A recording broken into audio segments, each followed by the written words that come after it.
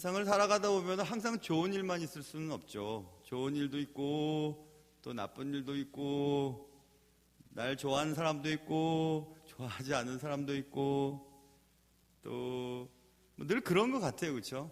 그래서 나쁜 일 그리고 날 사랑하지 않는 사람들 생각하면 에이 힘들다 이렇게 생각하지만 또 그런 게 좀 있어야 또 더 기도하게 되고 또 막 이렇게 권태롭지가 않게 되고 항상 깨어서 또 하나님 앞에 나갈 수 있지 않나 이런 생각해보면 모든 것이 또 감사할 따름이죠. 하나님의 일도 마찬가지입니다. 하나님의 일과 사탄의 일은 항상 같이 가요. 이렇게 희한하게 같이 가죠. 교회도 마찬가지고요. 교회도 별 볼 일 없는 사람들은 사탄이 신경도 쓰지 않습니다. 영향력 있는 사람 있잖아. 이 사람 하나 넘어뜨리면 막 적어도 한 몇 명은 넘어가겠구나. 교회 같으면은 교회 이제 뭐 장로님들이나 또 뭐 담임 목사나 교역자들 하나 딱 넘어뜨리면요, 교회 완전 또 그냥 엉망 만들 수 있거든요. 그러니까 항상 노리고 있는 것은 교회에 앞장서서 일하는 분들이에요. 그러니까 항상 하나님의 일과 사탄의 일이 같이 가요. 이렇게 같이 가게 되어 있습니다. 항상 그렇게 하나님의 사람이 하나님의 일을 시작할 때 또 한편에서는 사탄의 사람이 사탄의 일을 열심히 시작해요. 어쩔 수가 없어요. 지지난 시간까지 우리는 성전 건축, 포로로 잡혀갔던 이스라엘 사람들이 다시 귀환해서 성전 건축하는 준비, 막 으쌰으쌰 해서 모든 것들이 다 잘 돼요. 왕도 막 보내주고, 뭐 많은 재물들도 필요한 건축 자재도 사람들도 막 다 잘 되다가 지난주부터 성전 건축을 막 시작하려고 하나님의 일을 시작하려고 할 때 이제 사탄도 이제 일을 시작하는 거죠. 팔을 걷어붙이고 시작하는데 누구를 사용했냐면 유다와 베냐민의 대적들. 지난 시간에 우리가 살펴봤죠. 1절에 보면 유다와 베냐민의 대적들, 조금 적극적으로 살펴본다면 사마리아 사람들, 그쪽 사람들을 사용해서 이제 이스라엘 백성들의 성전 건축, 재건축이죠. 재건축을 방해하는 일들이 이제 지난주부터 이제 우리가 살펴보게 되었는데 일은 이렇게 시작됐습니다. 이제 막 성전 건축을 하려고 막 시작하려고 하는데 유다와 베냐민의 대적들이 찾아와서 얘기를 하는 거죠. 우리도 함께 할 수 있게 해달라고. 우리도 하나님을 예배하는 사람들이라고, 하나님을 찾는 사람들이라고, 하나님께 제사 드리는 사람들이라고 막 이렇게 얘기를 했어요. 그럴 때 이스라엘의 지도자들이 상관하지 말라고, 우리가 알아서 하겠다고, 당신과 우리는 상관없는 일이라고 이렇게 딱 거절을 해버리잖아요. 그 거절을 한 즉시 이제 그 이후로부터 그들이 확 돌아서서 이스라엘 백성들의 건축을 방해하는데 두 가지 방법을 사용했다고 지난 시간에 말씀드렸어요. 하나는 지도자들, 권세자들에게 뇌물을 먹여가지고 성전 건축을 방해를 하고, 또 왕에게 고발을 해요. 그러니까 이스라엘 사람들, 주민들을 고발을 해가지고 성전 건축을 방해하죠. 돈의 힘과 거짓의 힘, 글의 힘, 이런 것들을 통해서 성전 건축을 막 방해하는 작업들이 벌어지게 되었다. 그래서 우리가 지난 시간에 그런 얘기들을 해보면서 최초의 성전 건축에 동참하겠다고 했던 그들의 본래의 의도, 숨은 의도가 잘못되어 있다는 것을 우리가 발견해냈죠. 누가 해도 상관없는 일을 자기가 빠졌다고 그 다음부터는 돌아서서 방해하는 장면들을 우리가 지난 시간에 살펴보았잖아요. 그렇다면 구체적으로 어떻게 방해를 했는가에 대한 얘기를 오늘부터 하려고 해요. 오늘 본문에 나왔어요. 조직적으로 성전 건축을 방해하는데 뇌물을 관리들에게 주고 주민들을 고발함으로 하나님의 일을 방해하기 시작했는데요. 그 고발 사건을 좀 더 자세히 살펴보면 고발 사건의 주동자의 이름이 거듭 오늘 본문에 나오는데, 오늘 본문 보세요. 8절과 9절 보면 방백. 당대 거기 지방장관이에요. 영어로는 이제 오늘 본문에 commanding officer라고 되어 있는데요.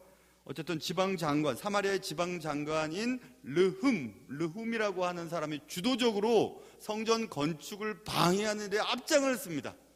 마귀의 하수인 노릇을 하는 거죠. 르훔이라고 하는 이 르훔은요, 르훔이라고 하는 단어 자체가 컴패션이라고 하는 뜻을 가지고 있어요. 연민, 동정, 측은한 마음 이런 뜻인데, 제가 우리가 잘 알다시피 당대의 이름은 태어날 때의 환경과 그의 정체성을 드러내는 이름을 짓거든요, 대부분. 근데 아기를 낳았어요. 아기를 낳았는데 뭐 연민이 생기는 거예요. 깊은 동정심이 생기는 거예요. 측은한 마음이 생겼어요. 그 당대 그 언어를 조사해 보면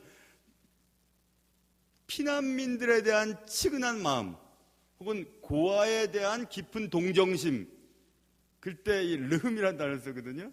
그러니까 아마도 르흠은 피난민의 자손이었거나 혹은 고아로 태어났을 확률이 많아요.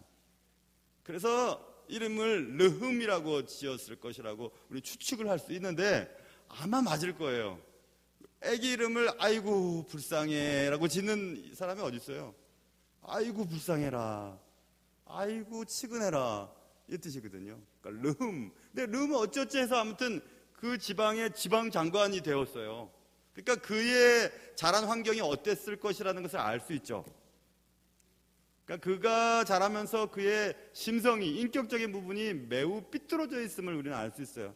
우리도 다 마찬가지입니다. 최근에 제가 심리학 책을 다시 집어들고 읽고 있는데, 심리학 책을 읽으면서 깨달은 게 있어요. 성격 장애에 대한 부분, 성격 장애에 대한 이런 것들을 쭉 읽어 내려가다 보니까 불쌍한 사람들이에요. 성격에 장애가 있는 사람들의 특징은 특별히 어릴 때 부모님으로부터 전폭적인 지지를 받지 못했거나 사랑을 받지 못했거나 또 무언가 부모에게부터 인정받지 못했던 것들이 외국적으로 나타나요. 그래서 그것이 자라났을 때 사람이 쉽게 분노하거나 뭐 이해하지 못하는 행동들을 하거나 이런 반대적인 어떤 작용을 하는 것들을 또 살펴볼 수 있었었는데, 그래서 우리는 이름 연구가 중요해요. 르흠이라고 하는 아이고 불쌍해라, 아이고 안됐다, 아이고 어쩌면 좋냐, 이런 이름을 가진 것은 이분의 삶이 이 사람의 어떤 인격적인 부분에 결함이 있었을 것이라고 충분히 이해할 수가 있죠. 그거를 사단이 공격하는, 그거를 사단이 사용하는 거예요. 왜곡되고 비뚤어진 성격, 그것을 사용해서 하나님의 일을 방해하는 거죠. 본인은 몰라요. 그러나 하나님이 하실 때 사단은 그런 사람들, 그런 인격적인 결함을 가진 사람들을 사용해서 하나님의 일을 방해하는 일들을 시작하게 되는데, 르흠이 그랬어요. 르흠은 어떤 일을 했냐면 지방 장관이기 때문에, 그 지방의 지방 장관이기 때문에 왕에게 상소를 막 하는 거예요. 왕에게 공문서를 보낼 때, 공문을 보낼 때 성전 건축의 부당함, 성전 건축이 앞으로 왕에게 미칠 악영향에 대해서 막 지어서 막 쓰는 거죠.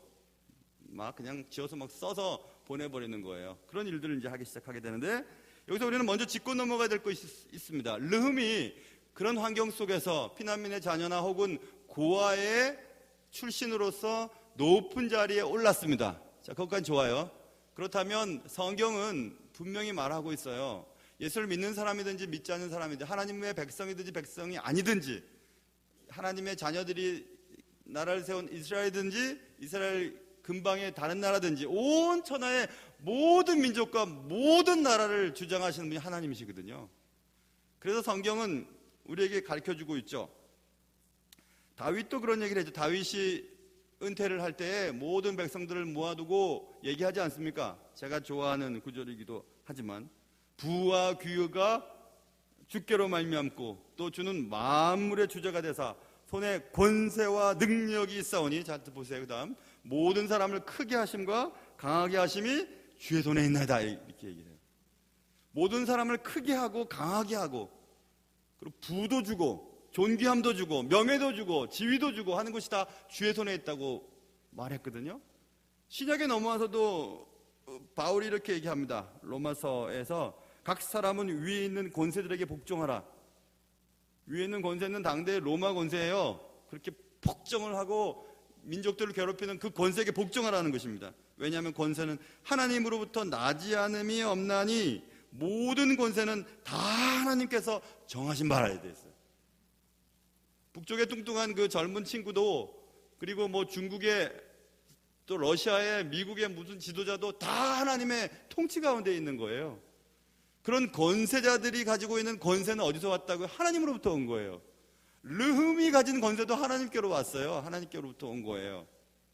그런데 그 권세는, 모든 권세는 하나님의 도구로 사용되어지고, 특별히 하나님의 사람들이 가진 권세는 그들이 가진 권세로 하나님의 사람들이 하나님의 뜻을 이루도록 사용되어지는 도구로 사용되거든요. 그런데 지금 르흠이 가진 권세는 하나님의 일을 방해하는 일에 사용하고 있잖아요. 그러니까 굉장히 잘못된 거죠. 굉장히 잘못된 거예요. 다시 말하면 이런 거죠. 하나님이 부도 주시고 귀도 주셨어요. 여러분이 가지고 계신 돈 하나님 주신 거예요. 그 돈 가지고 하나님의 일을 하지 아니하고 하나님의 일과는 상관없는 일을 한다. 그럼 하나님이 어떻게 하시겠어요? 가져가세요, 그거. 아니면 그것 때문에 망하게 하세요. 어떤 우리가 지위를 얻었어요. 어디서 왔죠? 하나님께로부터 왔어요. 근데 그 지위를 가지고 하나님의 일을 하라고 주셨는데 그렇게 하지 않아요. 그럼 그 지위 때문에 망해요, 사람은. 그런데 르흠이 지금 모든 권세는 하나님으로부터 왔다는 사실, 그리고 그 권세는 하나님이 자신을 사용해서 하나님의 일을 하도록 하시는 하나님의 뜻을 이해하지 못하고 있죠. 우리가 하나님 주신 권세나 자리나 지위나 부나 그 외에 어떤 것을 소유했을 때, 그것을 가지고 하나님 기뻐하시는 일을 하지 않을 때 우리 귀에 들리는 소리가 있어야 돼요. 우리 귀에 어떤 소리가 들려야 하냐면 차라리라고 하는 단어들이 들려야 돼요. 차라리. 왜 이런 얘기를 하냐 하면 들어보세요. 어떤 사람이 다른 사람을 돌보는 일을 해요. 그런데 돌봐야 할 그 사람이 나 때문에 실족을 해요. 그러면 주님께서 말씀하시기를, 실족하게 하면 그 다음 단어, 차라리 연자맷돌이 그 목에 매어 바다에 던지는 것이 나으리라. 차라리 그 일을 안 했으면 나을 뻔했다는 거예요. 그렇죠? 차라리. 또 한번 마가복음 14장에도 인자는 자기에 대하여 기록된 대로 가거니와 인자를 파는 그 사람에게는 화가 있으리로다. 가론 유다에 대한 얘기죠. 그 사람은 그다음 뭐죠? 차라리 나지 아니하였더라면 자기에게 졸 뻔하였느니라 하시니라.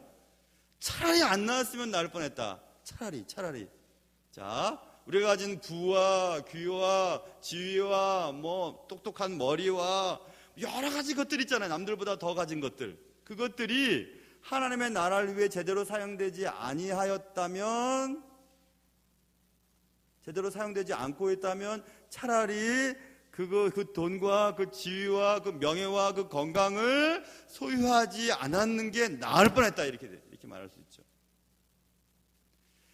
차라리 당신이 그 직분을 안 가진 것이 나을 뻔했다. 이렇게 얘기할 수도 있겠죠. 차라리 그 학교에 안 들어가는 게 나을 뻔했었다. 차라리 그 사업이 성공하지 않은 게 나을 뻔했다. 차라리 그 사람과 안 만나는 것이 좋을 뻔했다. 이런 것들이죠. 그렇죠? 차라리. 혹시 여러분의 귀에는 그런 소리가 안 들리냔 말입니다. 차라리 내가 이 일을 맡지 말걸. 차라리 이거 하지 말걸. 차라리 돈이 없었으면 좋을 뻔했을 텐데. 차라리 건강이 좀 약해서 그 짓 안 했으면 좋았을 뻔했는데. 그런 거 없으시냐 이겁니다. 르흠이 고아로 태어났는지 아니면 피난민의 자녀로 태어났는지 어쨌든지 사람들로부터 동정심을 받고 참 안됐다, 연민을 가졌고 측은한 마음을 입었던 그 아기가 어떻게 자라서 아무튼 큰 권세를 잡았어요. 근데 그 권세가 결국 하나님의 일을 방해하는 일로 지금 사용되고 있잖아요. 너무나 안타깝잖아요. 그렇죠? 너무 안타깝지 않습니까? 차라리 그거 아니었으면 좋을 뻔했다. 차라리 그런 게 여러분에게는 없느냐 이것입니다. 그러니까 르흠은 그런 사람이었어요. 그런 사람이었고, 그리고 또 이제 오늘 우리가 다뤄야 할 것은 르흠의 편지를 이제 오늘 다뤄야 되죠. 그래서 오늘 제목을 르흠의 편지라고 제목을 달았던 겁니다. 그러니까 르흠이 왕에게 고발하는 글을 써서 보내는데 그 글의 내용이 오늘 본문에 기록되어 있습니다. 자, 보세요. 11절부터 아닥사스다 왕에게 올린 그 글의 초본은 이러하니 하면서 이제 르흠의 편지가 상세하게 기록되어 있는데 12절 보시면 왕에게 아뢰나이다.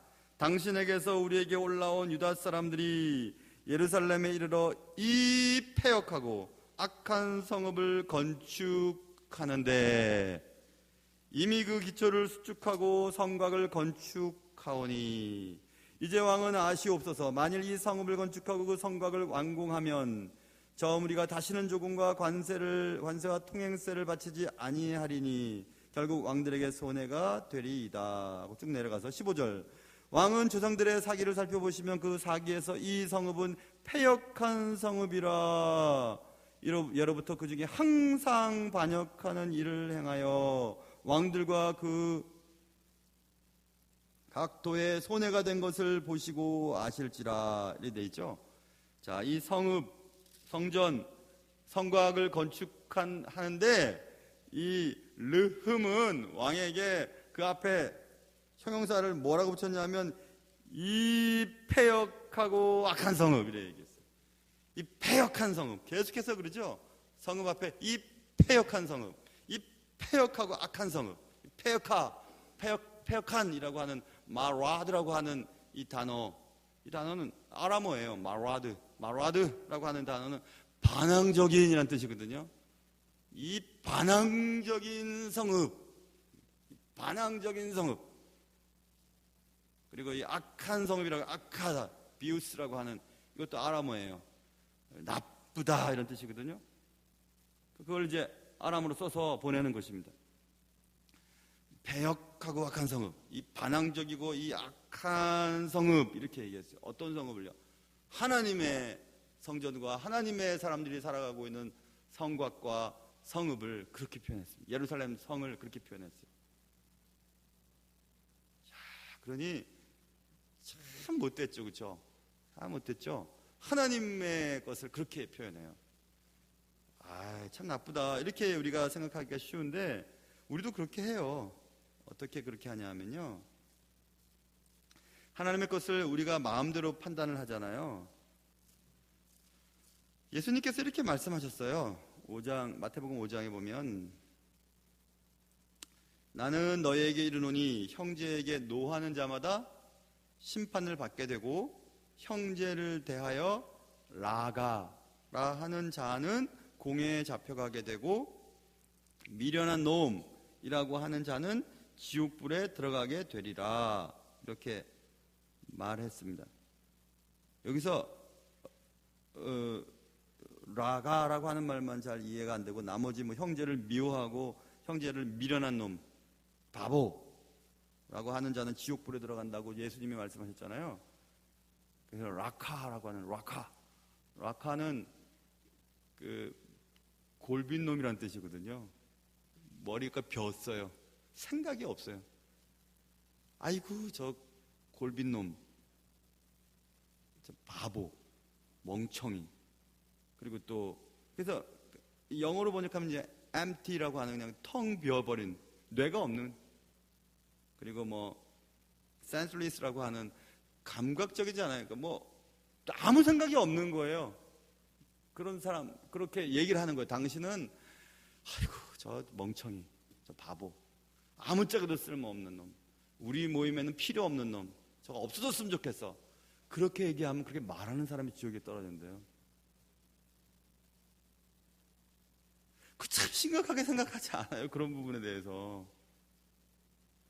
그 무슨 말이죠? 그 말이 미련한 놈, 바보, 라카, 센슬리스라고 하는 이 모든 이런 단어 뜻이 뭐죠? 판단자가 나라는 얘기예요. 그 사람이 하나님이 이 땅에 보내셔서 그 사람이 가지고 있는 특별한 이유가 있을 거 아닙니까? 삶의 이유. 근데 그 삶의 이유를 우리가 그냥 판단하는 거예요. 아무짝에도 쓸모없어. 우리 모임에 저런 인간은 필요가 없어 라고 우리가 판단을 내려버려요. 그런 사람이 지옥불에 던져진다고 주님이 말씀하셨는데 이런 말은 막 별로 감동이 안 돼요. 그렇죠? 이런 것 때문에 지옥에 던지실까?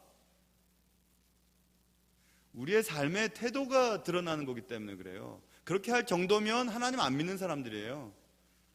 어떤 사람에 대해서 그렇게 판단을 내리고 결정을 내리고 저 사람은 없어졌으면 좋겠어. 저거 하나님의 것을 우리가 스스로 판단하잖아요. 그 굉장히 나쁜 거거든요. 지금 오늘 본문과 똑같아요. 하나님의 성읍, 예루살렘, 하나님의 도성을 이 패역하고 악한 성읍이라고 얘기하죠. 르흠이. 하나님의 사람들을 이 미련하고 쓸데없는 놈, 라카라고 얘기하는 거 똑같아요. 하나님의 것을 우리가 마음대로 판단을 해요. 하나님의 사람들을 우리가 마음대로 판단해요. 겉으로 드러난 것만 보고 결정해버려요. 저 사람은 돈도 없어. 아예 게으를 거야. 저 사람은 열심히 안 했으니까 저 모양이지. 판단을 내려버려요. 그 사람의 말 한마디로 그 사람의 모든 인격을 다 짐작해버리죠. 그러면 안 되는 거죠. 우리가 설사 생각이 다르고 의견이 다르다 해도 그 사람이 필요 없는 놈, 쓸데없는 놈, 쓸데없는 사람, 골빈 사람, 무감각한 사람, 아무짝에도 도움이 안 되는 사람이라고 우리가 스스로 그 사람을 판단해서는 안 돼요. 그건 예수 믿는 사람들이 해야 할 것이 아니에요. 자녀들도 마찬가지입니다. 자녀들에게 대해서도 마찬가지. 그래서 교회는 누구나 와도 존경받는다고 하고 존중받는다는 느낌이 들어야 돼요. 교회 그냥 막 세상에서는 중요하게 여김을 받지 않고 세상에서는 막 비웃음을 받는 사람도 교회만 오면 사랑받는 느낌이 들고 존중받는 느낌이 들고 귀중하게 여김을 느낌을 받아야 되는데, 근데 점점 교회도 막 계급이 막 생기게 돼버린 것 같아요. 어떤 교회는 웬만한 옷 입고는 못 들어갈 정도로 교회가 너무 화려한 교회, 또 어떤 교회는 너무 교육 수준이 높아가지고 어디 가서 뭐 가방끈 짧다는 얘기를 못할 정도가 되는 그런 교회. 실제로 제가 경험한 그런 경험이 있어요. 우리 교회는 뭐 제일 가난하고 제일 그런 사람이 공무원이라고, 그러니까 말씀을 좀 수준 있게 전해달라고 막 얘기를 했던 교회가 있었어요. 근데 내가 얼마나 웃었는지 몰라요.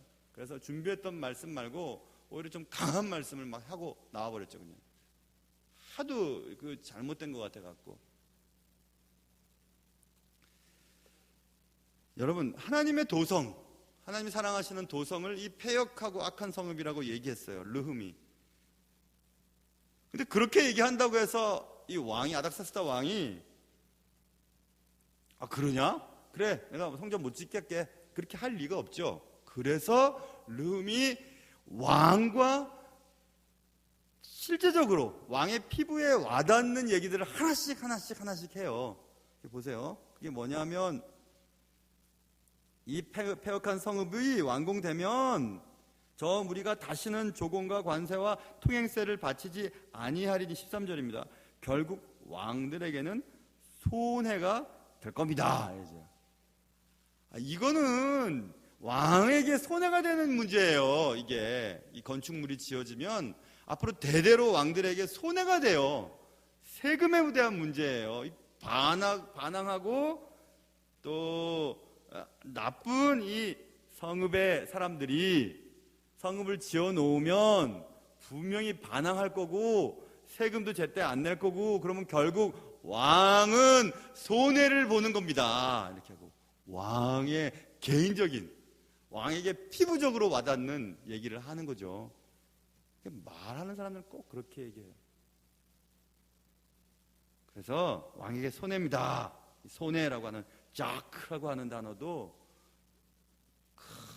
큰 손해입니다. 상처입니다. 혹은 부상의 고통이라고 하는 뜻으로도 해석이 되는 단어거든요. 그러니까 부상당하면 계속 고통스럽잖아요. 그러니까 계속 아마 고통스러울 겁니다. 이거 성읍이 완성되면. 누가? 왕의 후손들이, 왕들이 성경에 써있죠. 왕들에게는 손해가 됩니다. 이렇게 얘기했어요. 그래? 나에게도 문제가 되네. 그 멀리 있는 저 성읍 건축하는 게 나한테도 문제가 되는구나. 이제 왕이 느꼈어요.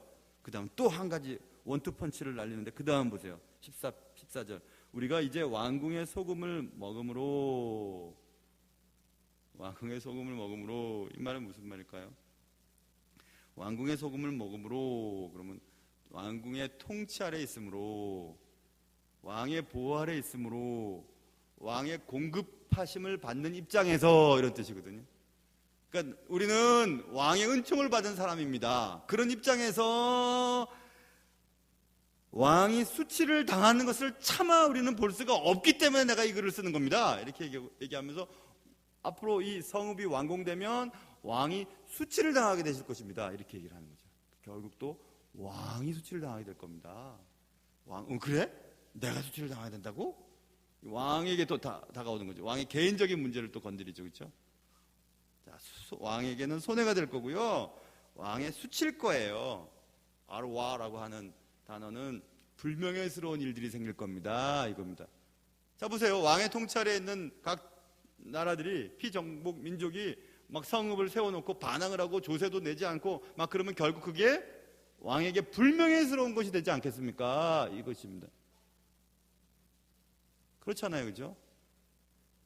어떤 경우든지 어떤 지도자에 있는 사람들이 그 지도를 통해서 어떤 것들을 경영이면 경영, 통치면 통치 또 이뤄나가잖아요. 그래서 자꾸 여기저기서 문제가 발생돼요. 그럼 불명예스럽잖아요. 나의 리더십에 문제가 있나? 내가 뭐가 문제가 있나 보다 하고 불명예스럽잖아요. 그렇죠? 그런 얘기입니다. 불명예스러울 거 아니겠습니까? 좀 강하게 해석하면 치욕, 망신, 체면손상이라는 단어도 번역이 되거든요. 그래서 그 아르와라고 하는 단어가 nakedness라고 하는 발가벗음, 결핍, 빈곤도 번역이 돼요.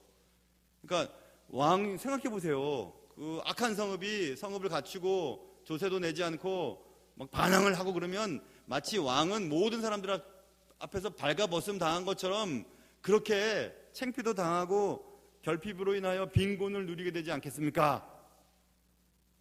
그러니까 우리가 지금 한글로 읽는 수치당함을 참아보지 못해서 왕에게 이 편지를 쓰는 겁니다라고 하는 정도로 이해되는 게 아니고 왕에게는 그래? 야 큰일 나겠는데?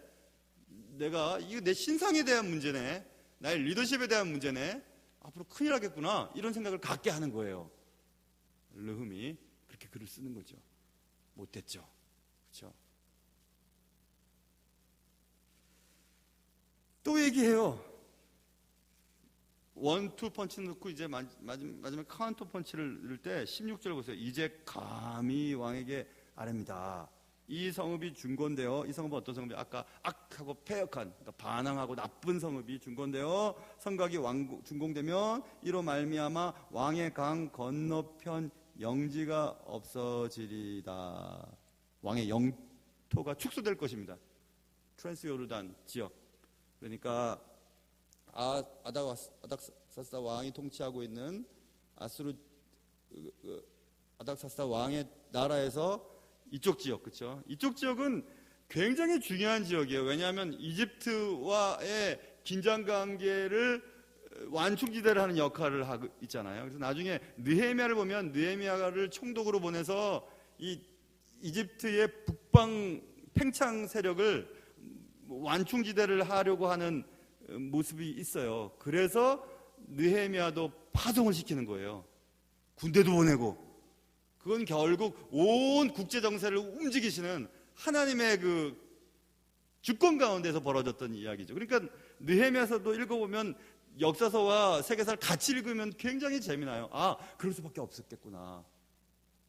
그래서 이쪽 지역이 만약에 아닥사스다 왕의 통치관에서 사라지면 이제는 이집트 제국의 팽창 세력과 이 팔레스틴 지역이 합세해서 자신들을 공격하면 끝장나는 거죠.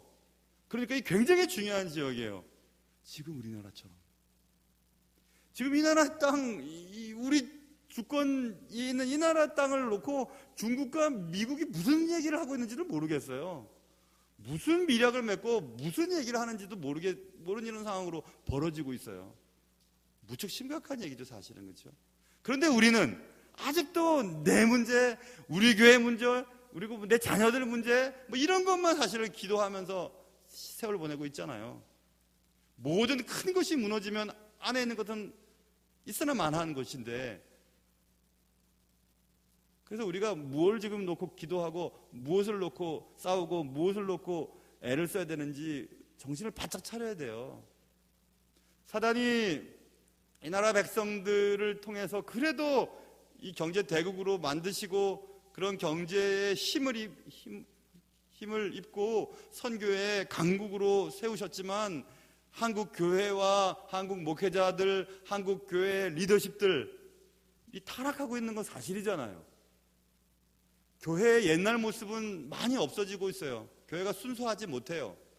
교회가 말씀 중심, 기도 중심, 사랑이 풍성하고 누구나 다 와서 기쁘게 지내는 그런 교회의 모습이 사라지고 있는 것은 틀림없어요. 교회가 막 기업화가 되고 투자한 것의 결과에 따라서 막 이거 잘했다 못했다 하는 것들이 막 결정되어지고 하는 이런 일들을 보면서 안타까움을 금할 수가 없는 지경이 됐잖아요. 선교를 파송하고 나면 선교사님들을 통해서 막 빡빡한 선교 보고를 받으려고 하는 그런 모습들도 나타나고, 큰 교회의 목사님들은 권세를 잡은 것처럼 큰 교회 목사라고 어깨에 힘을 주는 경향들도 없잖아 있잖아요. 웬만하면 큰 교회 장로님이나 권사님쯤 되면 한 자리 한 것처럼 느껴지는 마음들이 우리 속에 없잖아 있잖아요. 그걸 우리가 없다고 얘기할 수 없어요. 그렇다면 우리는 정신을 차려야 한다는 거예요. 하나님 뭐 때문에 나를 이곳에 맡기시고 이곳에 세우셨는지를 기억하지 않는다면 우리는 크게 막 국제 정세가 막 움직여지고 이 가운데서 이 대한민국 조그만 남한 땅덩어리에 살고 있는 이 사람들이 어떻게 살아가야 될지 모르는 이런 상황 속에서 우리는 뭐 작은 일 이거 해야 되냐 말아야 되냐. 예전에 그 미국에 있을 때 괜찮은 교회가 막 갈라지고 막 풍지박산이 났어요. 미국 교회가. 내가 언젠가 말씀드렸잖아요. 화장실 개보수 공사를 마친 후에 화장실을 빨간색으로 칠해야 되느냐 파란색으로 칠해야 되느냐 막 나눠가지고 싸움이 일어나고 그랬어요. 뭐가 중요한데요?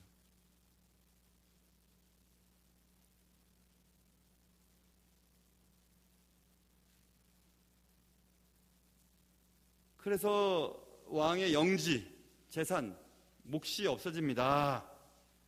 할라크라고 하는 폴션이죠. 재산, 몫이 없어지게 됩니다.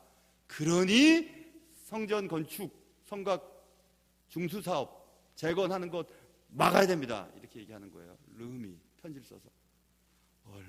얼마나 나쁜지 몰라요. 이 르흠의 편지는 아닥사스다 왕에게 성전 건축을 중지시켜야 할 개인적인 이유를 드러내는 거예요. 왕이시여, 왕 개인적으로도 큰 손해입니다. 왕이 수치를 당하게 될 것입니다. 왕의 재산을 잃어버리게 되는 것입니다. 영토를 잃는 것입니다. 이렇게 개인적인으로 자꾸 얘기를 하는 거예요. 이렇게 될 때 당신이 이렇습니다.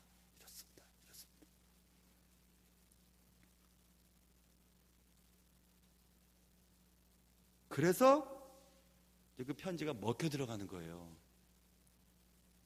근데 여러분, 그러면 아닥사스다 왕은 르흠의 편지에 의해서 결정을 내렸기 때문에 잘못이 없나요?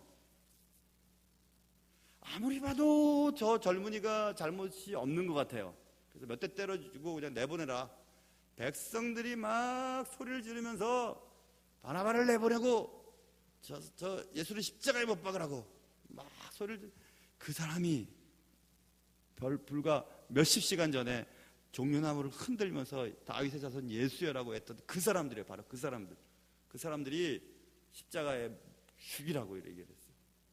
그러니까 밀란이 일어날 것을 두려워했던 본디오 빌라도가 그래 그러면 알아서 해라. 그리고 손을 딱 씻어버리죠. 나 죄 없다. 네, 이 문제에 대해서는 나는 죄 없는 거야 하고 손 딱 씻어버리죠. 근데 씻어졌나요? 매주마다 온 세계에서 본디오 빌라도에게 고난을 받으사 십자가에 못 박혀 매번 모든 성도들이 본디오 빌라도의 죄에 대해서 되새기고 또 얘기하고 고백하고 있잖아요. 그래서 여러분, 난 죄 없어요. 저 사람이 하도 그렇게 얘기를 해서 나는 그냥 들은 것 뿐이에요. 난 그냥 휩쓸려 갈 것 뿐이에요. 라고 얘기하면 안 돼요.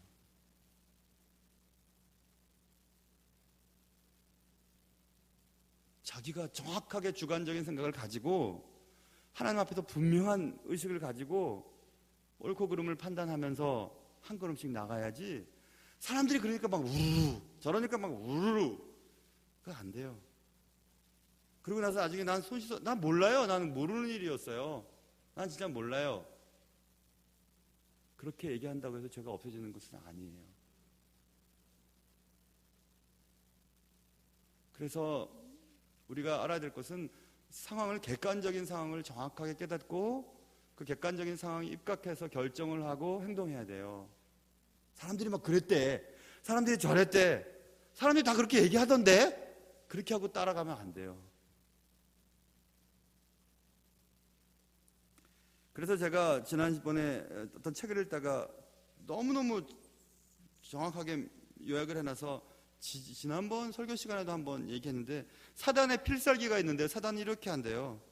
개인적인, 제가 그냥 번역을 해서 썼기 때문에 이게 맞는지, 정확한 번역은 정확하겠죠. 근데 정확하게 멋지게 번역을 못한 건 이런 거예요. 사탄의 필살기는 이래요. 개인적인 원망을 가진 어떤 사람이 그것을 귀가 얇은 사람과 말을 해서 공론화시켜버려요. 공론화시켜서 어떤 한 사람을 대상을 정해놓고 온갖 책임을 거기다 덮어 씌우려고 하는 비겁함을 사용한다. 사단은 그렇게 해요. 내가 개인적인 어떤 원망이나 개인적인 문제가 있잖아요. 근데 그 개인적인 것을 혼자 하기는 그래요. 그래서 귀가 얇은 사람과 이렇게 막 함께 무리를 지어요. 무리를 지어서 공론화시켜서 어떤 사람에게 책임을 전가시켜버리고 자기는 빠져버려요. 그걸 누가 하냐면 사단이에요. 누구를 통해서? 사단의 사람들을 통해서 해요. 그런 것을 지금까지, 역사가 시작된 이래 지금까지 하는 게 사단이에요. 사단은 꼭 그렇게 해요. 지금 르흠이 그렇게 하고 있는 거예요. 자기의 개인적인 원망을 공론화시키고 다른 사람에게 온갖 책임을 덮어 씌워서 자기는 뒤로 빠지는 비겁함을 사용하는 거잖아요. 손 안 대고 문제를 해결하려고 하죠. 교활한 거예요. 그건 나쁜 거예요. 의도적이든지 의도적이지 않든지 하나님의 일에 지금 방해자로 사용되고 있죠, 르흠이. 그래서 르흠의 편지는 그렇게 아닥사스다 왕에게 영향을 주게 됩니다. 성경에는 다양한 편지들이 나와요. 오늘 르흠의 편지는 하나님의 일을 방해하기 위해 개인적인 원망을 사용하는 교활한 편지였습니다. 사마리아인의 트집, 유대인들에게 가장 가까운 지역 사람들이에요. 어찌 보면 반쪽 정도는 피가 섞인 사람들이었죠. 항상 하나님의 일은 가장 가까운 사람들이 그 일을 방해해요. 가장 가까운 사람들이, 가장 내게 힘이 되어주고 가장 나와 함께 열심히 일을 해야 될 사람이 가장 방해가 되는 경우들이 많아요. 성경 전체를 읽어보면 다 그래요. 가장 가까운 사람들이 발끝을 들고 힘들게 하죠. 대표적인 편지 또 하나 나오죠. 우리아의 편지, Letter of Uriah라고 하는 영어 수거가 있어요. 우리아가 들고 간 편지. 그 편지에 뭐라고 써있는데요, 나 죽이시오라고 하는 편지가 적혀 있었죠.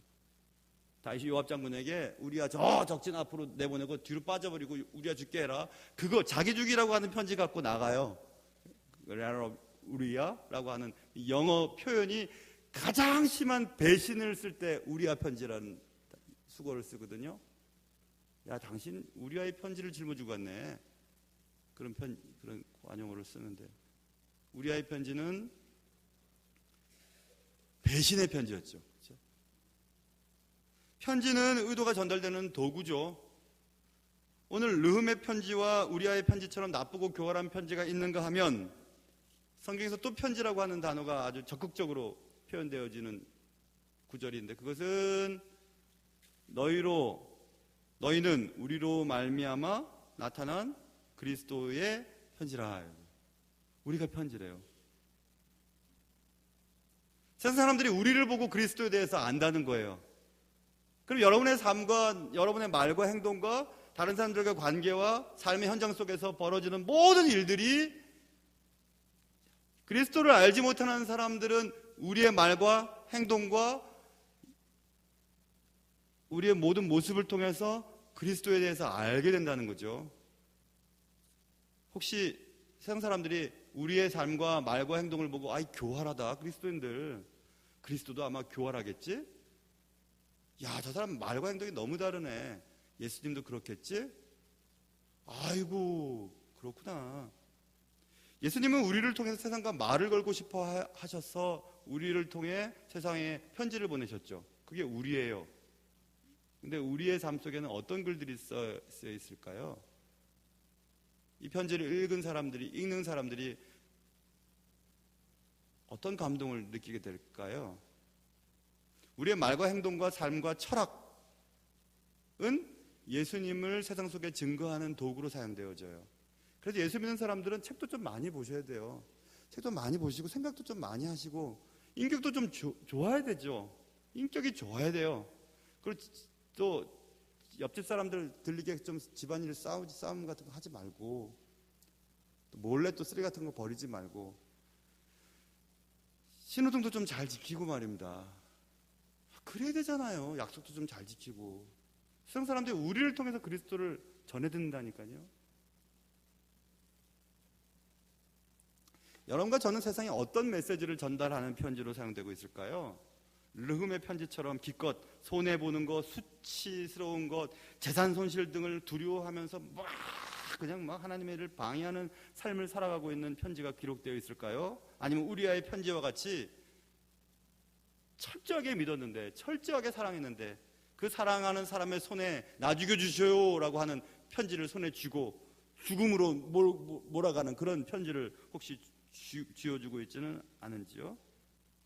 우리의 삶이 우리의 것인 것은 틀림없지만 우리의 삶은 동시에 세상 속에 그리스도를 전하는 그리스도의 편지예요. 그렇기 때문에 우리의 삶은 바울의 말처럼 그리스도의 향기라고도 표현되고 있죠. 세상 속에서 우리는 악취를 풍기고 있는지 아니면 그리스도를 느낄 만한 향내를 풍기고 있는지를 생각해 봐야 합니다. 그래서 우리는 하나님의 선명한 요청 있어요. 너희들의 삶을 통해 나의 나라가 이 땅에 이루어지기를 원한다 하시는 그리스도의 선명한 요청 앞에 응답하며 살아야 되는 것입니다. 모쪼록 주님이 기뻐하시는 세상 속에서의 그리스도의 편지, 사랑이 담기고 용서와 화해와 신실함과 거룩함이 기록되어 있는 그리스도의 편지로 우리의 삶이 사용될 수 있는 귀한 은혜가 있으시기를 주님의 이름으로 축원합니다. 기도하겠습니다. 하나님 아버지, 우리의 말과 행동, 삶과